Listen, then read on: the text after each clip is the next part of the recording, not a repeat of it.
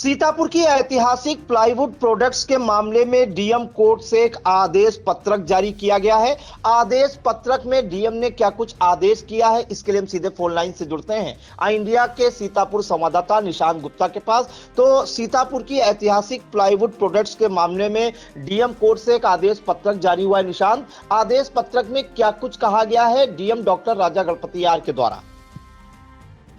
बिल्कुल प्रियांशु, आपने सही कहा। बता दें कि सीतापुर की जो प्लाईवुड फैक्ट्री की ज़मीन का मामला है, इसको लेकर के सीतापुर के जिलाधिकारी न्यायालय में कई सुनवाई हो चुकी थी, बहस भी हो चुकी थी और उसी के बाद जिस तरह से आई इंडिया ने बताया था कि आज 4 मई 2026 को अंतिम फैसला आना है इस ज़मीन को लेकर के, और वो फैसला आ गया है। सीतापुर के जिलाधिकारी डॉक्टर गणपति आर व न्यायालय जिलाधिकारी जो पीठासीन अधिकारी होते हैं डॉक्टर गणपति आर के द्वारा आदेश पत्रक जारी कर दिया गया है और उनके द्वारा बताया गया कि जो प्लाईवुड फैक्ट्री है, ये messrs plywood products HM Thomson की संपत्ति अब ये जो है राज्य सरकार के निहित की जा चुकी है। प्रियांशु, ये जमीन की अगर हम बात करें तो ये जमीन जो है गाटर संख्या 79वीं और 81वीं और 82, 84, 93, 94, 95, 98/1 मौजा हुसैनगंज, परगना खैराबाद, तहसील जनपद सीतापुर। इस जमीन का प्रियांशु है जो क्षेत्रफल है वो 5.697 हेक्टेयर। अगर हम बात करें बीघों में तो करीब 71 बीघा 4 बिस्वा ये जमीन है और 14 एकड़ से ज्यादा जमीन बताई जा रही है। इस जमीन को लेकर के जिलाधिकारी न्यायालय में जो है अपीलें डाली गई थी, जहां पर सुनवाई होनी थी और आज फैसला आना था। इसी के चलते राज्य सरकार ADG से राजस्व सीतापुर के संबंध में बनाम MS प्लाईवुड प्रोडक्ट्स सीतापुर और HM Thomson, central bank of India और सीमा जफरुल्ला, आबिद जाफर एवं आदिल जाफर और साथ में सत्यनारायण व जगदीश चंद्र, खादिस्ता हैदर और प्लाईवुड कर्मचारी संगठन सीतापुर, ये प्रियांशु इनके बनाम उत्तर प्रदेश सरकार ये चल रहा था पूरा मामला प्रियांशु, जहां पर आज सुनवाई हुई है। सुनवाई में साफ तौर से प्रियांशु आदेश दे दिया गया है कि जो जमीन है इसे राज्य सरकार में निहित की जा रही है और इसके आदेश भी जो है दे दिया गया है। फिलहाल ये सभी कई बिंदुओं पर जो बिंदु लिखे हैं प्रियांशु, आई इंडिया के स्क्रीन पर वो आदेश पत्रक चल रहा है। 8 बिंदु पर जो है 61 पन्नों की PDF है, उसमें पूरी जिक्र है कब इनको नोटिस दी गई, किन किन आपत्तियों का जो है कौन कौन सी आपत्ति डाली गई, जहां पर आपत्ति डालने के बाद जो सुनवाई हुई, बहस में इन्होंने क्या क्या कुछ लिखा, सभी चीजें प्रियांशु बिंदुवार हैं। 8 बिंदु हैं, उसके भी संक्षेप में उनको अलग से विस्तार से पूरा बताया गया है कि कैसे जमीन में कौन कौन से कागज लगाए गए, किसे लगाने के बाद कागज को लगाने के बाद इन्होंने गड़बड़ किया, तो सभी बिंदु लिखे हैं। लेकिन प्रियांशु अगर हम बताएं तो बात करने से पहले आपको जो है हम सीतापुर के जिलाधिकारी डॉक्टर राजा गणपति आर की बाइट सुना देते हैं, जो प्लाईवुड फैक्ट्री को जमीन जो है उसको राज्य सरकार में निहित करने के बाद उनके द्वारा दी गई है। देखिए, प्लाईवुड प्रोडक्ट का जो जमीन के संबंधित जो लॉन्ग स्टैंडिंग डिस्प्यूट है वो जिलाधिकारी के न्यायालय पे विचाराधीन था। उसका निर्णय आज जिलाधिकारी सीतापुर के माध्यम से डिसाइड किया गया है। उसमें 5 लोग पार्टी हैं। एक हेनरी थॉमसन के साथ साथ ये सीमा जफरुल्ला, आदिल और आबिद और central bank of India, plywood कर्मचारी संगठन और खादिस्ता हैदर का एक और, ऐसे 5 प्रकार का लोग मतलब विपक्षी के रूप में दाखिल किया आपत्ति। उस आपत्ति का हमने ध्यान से सुना है जिलाधिकारी के न्यायालय पे। जब जैसे न्यायालय पे सुनवाई हुई और बहस भी हुआ, बहस होने के बाद जो विवेचना का आधार पर और उपलब्ध अभिलेख के आधार पर राज्य सरकार में निहित करने के लिए मतलब मैंने डायरेक्शन दिया। और इसमें जो 2 फर्म संबंधित है, एक 1939 के माध्यम से जो गठित किया गया एक फर्म और 2004 का एक फर्म, और दोनों फर्म का बीच में कोई संबंध नहीं है। और प्रथम दृष्टया ये लग रहा है मतलब जो पुराना फर्म का नया फर्म गठित करके पुराना फर्म का संपत्ति को कब्जा करने के लिए मतलब कोशिश हुई। तो इसके क्रम पे मतलब हमने राज्य सरकार को निहित करने के लिए आदेश दिया। तो प्रियांशु, आपने सुना कि किस तरह से जो प्लाईवुड की ज़मीन है इसमें जिलाधिकारी डॉक्टर गणपति आर के द्वारा बताया गया कि जो न्यायालय जिलाधिकारी में यहाँ पर इसका मामला चल रहा था, इसमें सुनवाई हुई, बहस हुई, अपीलें दायर की गई। अपीलें डालने के बाद आज उस पर फैसला आ गया और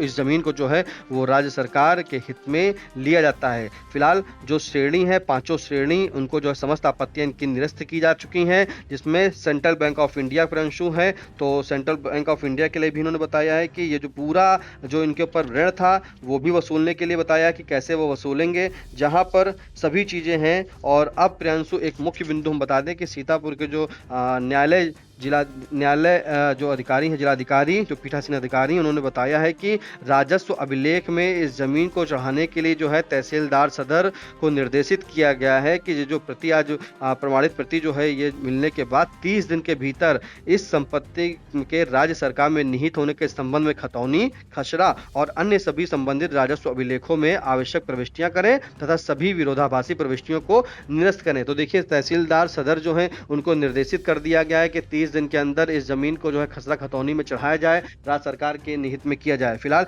इसके बाद बता दिया गया है तहसीलदार को कि ये जो जमीन है प्रियांशु पूरी, इस पर जो है विषयगत संपत्ति का भौतिक कब्जा जो है वो ग्रहण करें और उसकी सुरक्षा एवं जो संरक्षण होती है प्रियांशु,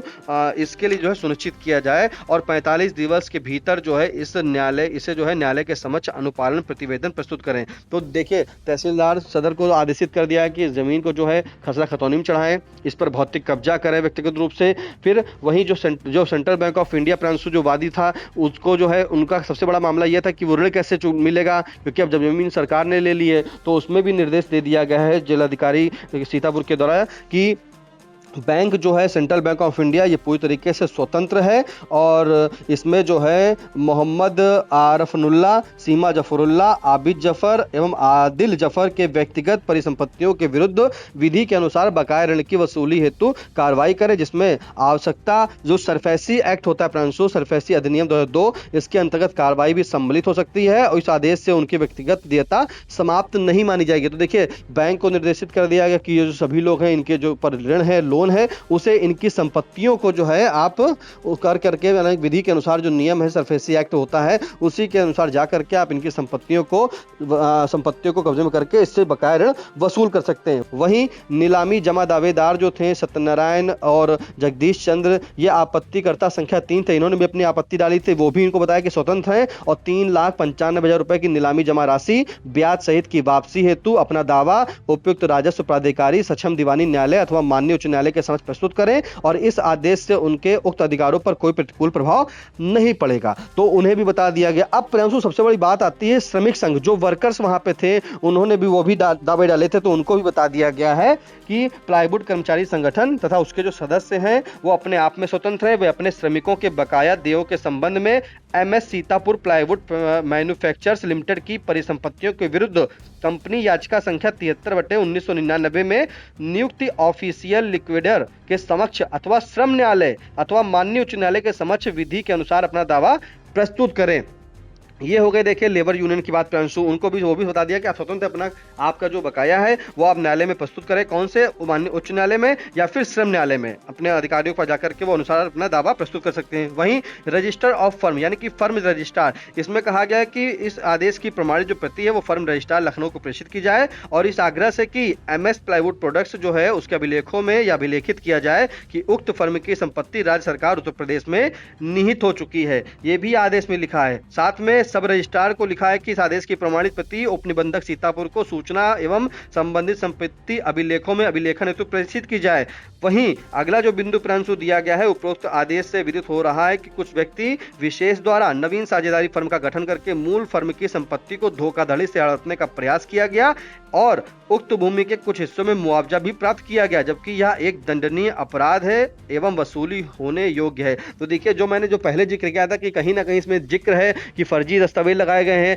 या दूसरे दस्तावेज जो है उसको मूल प्रति छुपा करके गड़बड़ से दूसरी प्रति बना करके और धोखाधड़ी से इस जमीन को हड़पने का प्रयास किया गया था कुछ व्यक्ति विशेष के द्वारा। तो साफ तौर पर यह भी आदेश दर्शाया गया है कि अब वसूली जो है उनसे की जा सकती है। अवमानना नोटिस के बारे में लिखा है प्रियांशु कि 15 अप्रैल 2026 को मुरली मनोज श्रीवास्तव द्वारा MS प्लाईवुड प्रोडक्ट्स के कथित साझेदार आबिद जाफर के माध्यम से प्रेषित अवमानना संबंधी विधिक नोटिस का संज्ञान लिया गया है। यह न्यायालय अभिमत व्यक्त करता है कि उक्त आपत्ति भ्रांतिपूर्ण है। तो जो कागज डाले गए थे वो भ्रांतिपूर्ण है, इसलिए 2019 के माननीय उच्च न्यायालय के निर्णय में MS प्लाईवुड प्रोडक्ट्स को स्वामी के रूप में अभिपुष्ट किया गया था, ना कि जफरुल्लाह समूह अथवा वर्ष 2004 की फर्म को। इसलिए धारा 54 की कार्रवाई उत्तर प्रदेश राज्य संहिता 2006 के अंतर्गत एक स्वतंत्र संप्रभु राजस्व शक्ति का प्रयोग है, जिसे वर्ष 2019 के उच्च न्यायालय में निर्णय द्वारा प्रतिबंधित नहीं किया गया है, क्योंकि वह निर्णय राष्ट्रीय राजमार्ग अधिनियम के अंतर्गत प्रतिकर अधिकार के प्रश्न तक सीमित था। अतः वर्ष 2019 के उच्च न्यायालय में निर्णय की कोई अवमानना नहीं की गई। तो प्रियांशु, आज जो है वो जमीन पर आदेश आ गया है कि इसे राज्य सरकार में निहित की जा चुकी है, साफ तौर पे लिखा गया है। जो इन्होंने आपत्तियां जो लोगों ने डाली थी उनके लिए भी बता दिया गया है कि आपके जो आपत्तिकर्ता थे, चाहे वो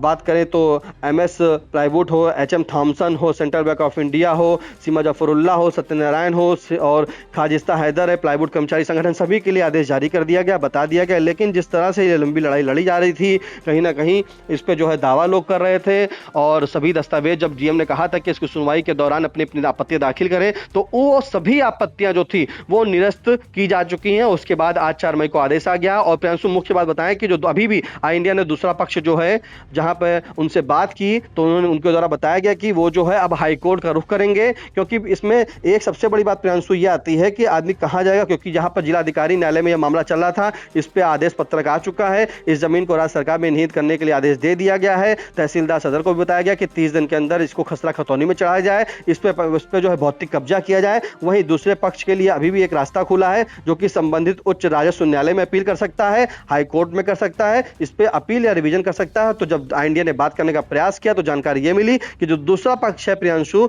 वो जो है सीधे अब हाई कोर्ट का रुख कर रहा है। जी बिल्कुल, तो बड़ी खबर इस वक्त आ रही है सीतापुर की ऐतिहासिक प्लाईवुड प्रोडक्ट्स को लेकर। बताया जा रहा है कि डीएम न्यायालय से एक आदेश दिया गया है, जिसमें अब जो है प्लाईवुड फैक्ट्री की जो जमीन है वो राज्य सरकार में निहित होगी। 71 बीघा 4 बिस्वा ये जमीन बताई जा रही है, बेशकीमती जमीन है। लखनऊ दिल्ली राष्ट्रीय राजमार्ग पर जो है हुसैनगंज मोहल्ले में ये जमीन स्थित है और बताया जा रहा है कि जो है आज वादी और प्रतिवादी दोनों पक्षों की बहस सुनने के बाद जिलाधिकारी कार्यालय या जिलाधिकारी न्यायालय से आदेश हुआ है। और यह भी बताया गया है कि प्रतिवादी पक्ष द्वारा बढ़ाई गई दोनों फर्मों का आपस में कोई संबंध नहीं मिला है और बहस सुनने के बाद फर्म बनाकर जमीन हड़पने की साजिश का भी बताया जा रहा है कि पर्दाफाश हुआ है। जिसके बाद जिलाधिकारी डॉक्टर राजा गणपति आर ने जो सीतापुर प्लाईवुड प्रोडक्ट्स की जमीन है उसे राज्य सरकार में निहित करने का आदेश दिया है। इन तमाम जानकारियों के लिए निशांत आपका बहुत बहुत धन्यवाद।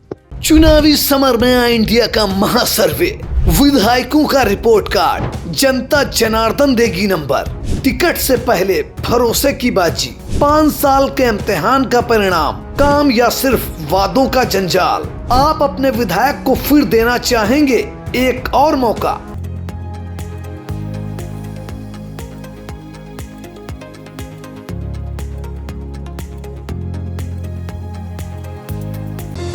Sagar School is a place where we ponder our kids with care and creativity. We provide students the room to explore their imaginations and enhance their education.